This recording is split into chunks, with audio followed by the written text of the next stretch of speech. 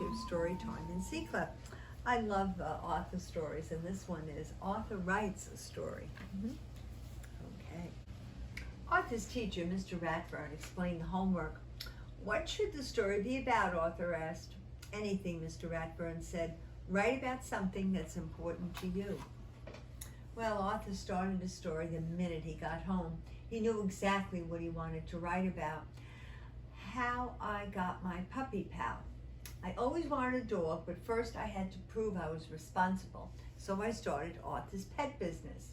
My mom made me keep all the animals in the basement. It was a lot of work, but it was fun until I thought I lost Perky. Then I found her, and she had 3 puppies. I got to keep one of them. That's how I got my dog Pal. The end. Arthur read his story to D.W. That's a boring story, D.W. said. It has to be, well, your life is so dull. I don't want to write a boring story, said Arthur. If it were me, D.W. suggested, I'd make the story about getting an elephant. The next day, Arthur read his new story to Buster. Do you like the part about the elephant puppies, he asked. It's okay, said Buster. I'm writing a really cool story about outer space. Maybe my story should take place in outer space, thought Arthur. On Wednesday, Arthur read his newest story to the brain. Scientifically speaking, elephants would weigh less on the moon, but they wouldn't float that high, said the brain. So you don't like it, said Arthur. A good story should be well researched, said the brain, like mine, which is if I had a pet stegosaurus in the Jurassic period. Arthur hurried to the library. What are all these books for? Asked Francine. Research, said Arthur. I'm writing about my 5-toed mammal. You are writing about what? Asked Francine. My elephant, he explained. Oh, I'm putting jokes in my story, said Francine. All through dinner, Arthur worried about his story. Please pass the corn, said Father. Corn! That's it, said Arthur. Purple corn and blue elephants on the planet Samedgalian. Now that's funny. Arthur's acting weirder than usual, said D.W. On Thursday, everyone at the Sugar Bowl, that's the ice cream shop, was talking about their stories. Last year, a kid wrote about a country western song for her story, said Prunella, and she got an A+. How do you know? Asked Arthur. That kid was me, laughed Prunella. Mr. Ratburn said I should send it to a record company. It was that good.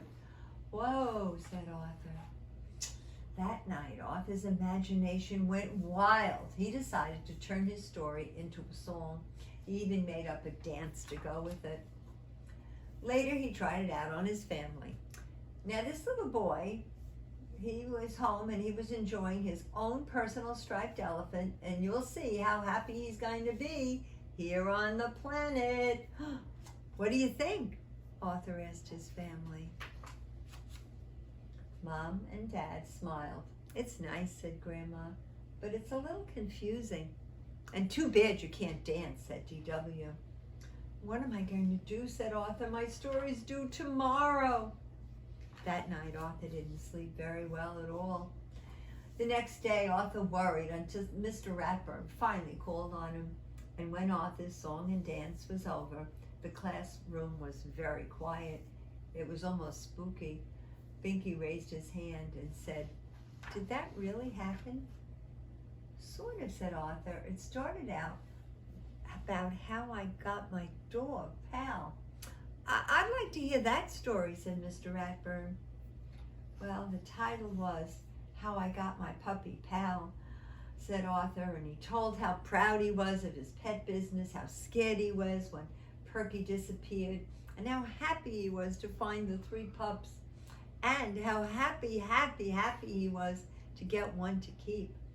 The best part is, as he said, that's how I got my puppy Pal. Buster said, I like that story better than your other one. It's a great story, said Binky. I think Arthur's story is the best, said Francine. Good work, said Mr. Ratburn. Of course, I expect you to write it all down by Monday. Then Mr. Ratburn gave Arthur a gold sticker. Oh, and one more thing, he said. Leave out the dancing. Oh, what a great story. What a great story about writing a story. All right. So now we have a birthday. We have a special birthday, a very, very, very dear friend of ours. Her name is Mimi. And she has so many friends, and they all gathered together. We're a little late in singing to her, but I'm sure she's going to enjoy it nevertheless. Our dear friend Mimi. All right, I'm going to get the cake out, and we're going to ask the children what kind of cake do they think Mimi might like. All right, let's find out. Let's find out. All the children have gathered. Yes, the chocolate people are Molly and Alice and Jolene and Martha and Clara and James and Anna, all the way from Marblehead, Wesley and Teddy and Ben and Bea and Bevy and Henry and Riley too, and Tate and Coco and Sophia and India, Eliza and Peggy and Angelica. And for vanilla, we have KJ and Scarlett, Rafa, Rocky, Julian, Joseph, Christopher, Harris, Maya, Marta, Graham, Audrey, and Lila, Hudson, Marlo, Maxine, Lulu, and Frida. All of them, yes. All right, let's see. Let's count. Okay, 18 for chocolate. Okay, Mimi, might be a chocolate cake. All right, vanilla. Oh no, vanilla, 19. Oh, okay. So Mimi's gonna get a vanilla cake. All right, let's go. 1, 2, 3. Oh, a little bit more vanilla, right? All right, here we are. Happy birthday to you. Happy birthday to you. Happy birthday, dear Mimi. Happy birthday to you. All right, thank you. Thank you, cameraman Dan. Thank you, Oberon. And remember, I love you all very, very much.